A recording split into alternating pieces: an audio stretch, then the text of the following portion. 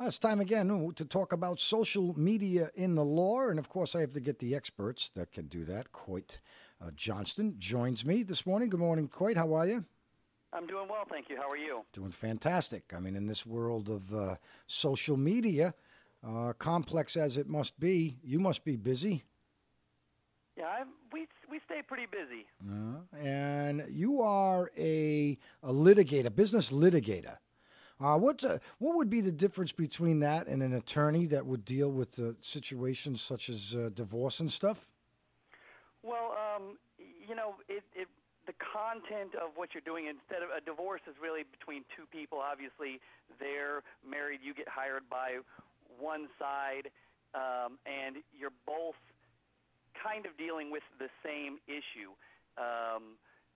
Who gets what property, who gets what visitation, and in business litigation and other civil litigation, you have a plaintiff and a defendant, and one has been injured by the other, and so that's really the substance of the dispute.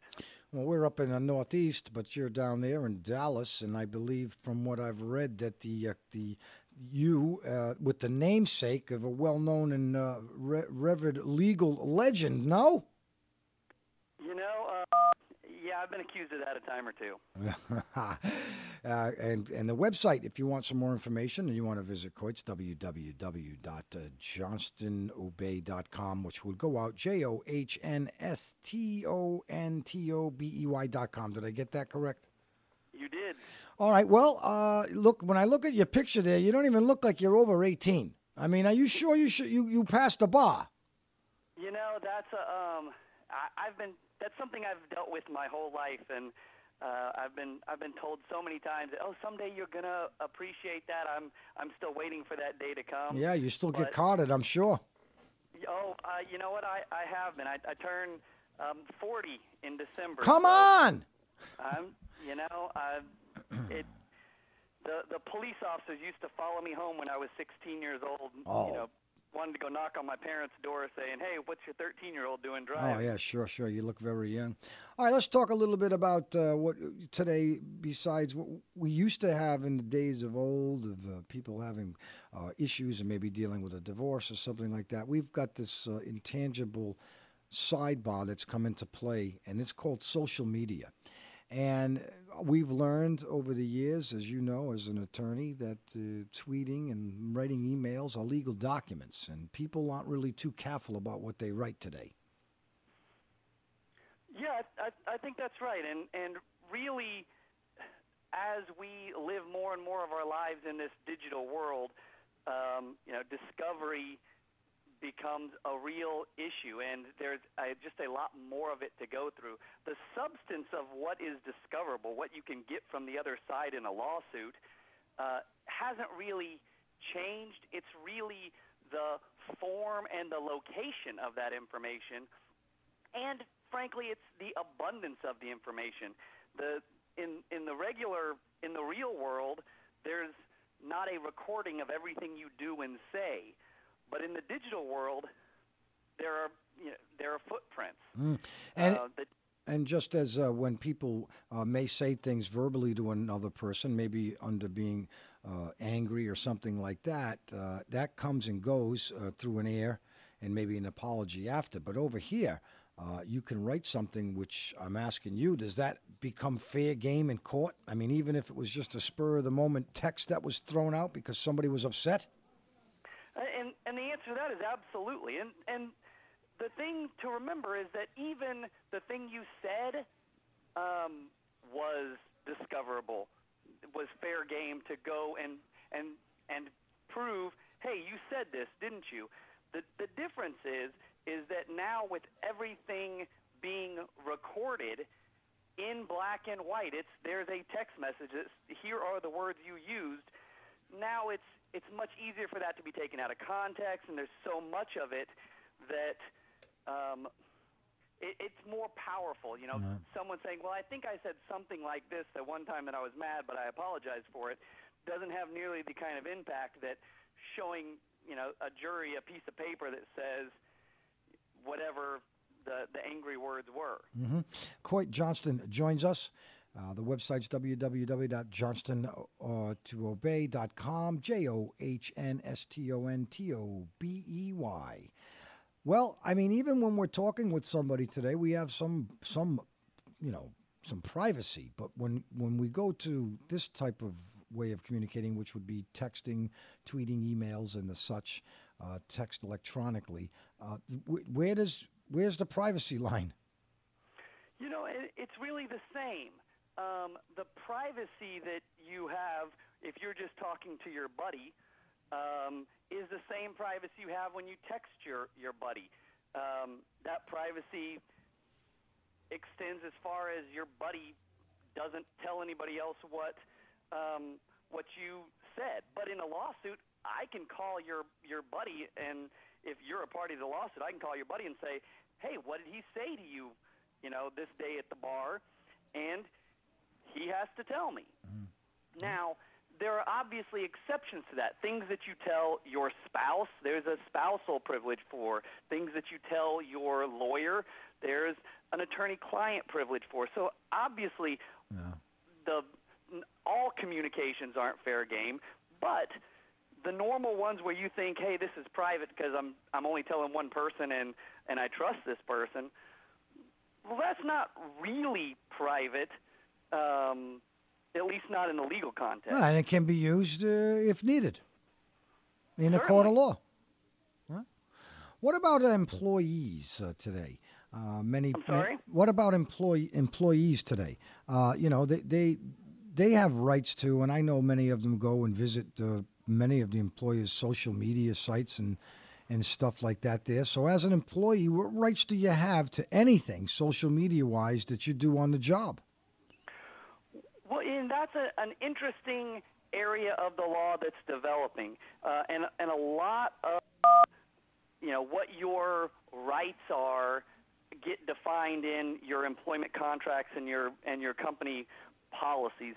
But for the most part, absent a specific employment contract, you are free to use social media, maybe not on the job. And the same way you're free to go into a restaurant and start talking with your name badge on so that everybody knows you're connected to your employer. The big problem is that there are consequences to doing that. Yeah. If I represent this big company, and by the way, big companies today spend a whole lot of money on their reputation and their image, and I go in wearing my name badge and my, outfit that says, hey, I am a representative of this company, and I start either bashing the company or I start doing things that are inappropriate that make the company look bad, you can bet that I'm going to hear about it on Monday. Quite up here in our area, in this New England, in the state of New Hampshire, just passed a law that's effective January 1 that employers cannot ask employees for their sign-in information for their social media places that they go to. Now, they can go and view them like they always do anyway, but they can't just ask an employee, look, I need your login. Well, that makes sense the same way that unless you get it it's in the company, the employee contract, so you're contracting those rights away, that makes sense. The same way if I'm just an employee and my employer comes to me and says, hey, give me your email password, I want to go through your personal email account. Mm-hmm. Well, no way, can't do that. No. Now, if I sue my employer or if I'm involved in a lawsuit with my employer, you can darn well bet they're going to get to look through my emails on my personal email account. Certainly some of them, if they're at all related to the lawsuit. But absent a lawsuit, no. That's overreaching. Coyt Johnston joins us. He's an attorney. JohnstonToBey.com. JohnstonToBey.com is the website to go to if you'd like to follow on. Now, as far as all of your training, and it is a lot, you are, a member of the State Bar of Texas, State Bar College, Dallas Bar Association, American Bar Association, Dallas Trial Lawyers Association, and so forth. What is there? Have you had to go and take like different courses yourself to keep up on law or to learn new parts of law that has to been instituted because of media? Or can you just practice the same law that you have been, and we're just using this as another area which brings something to the law? I think the answer is both.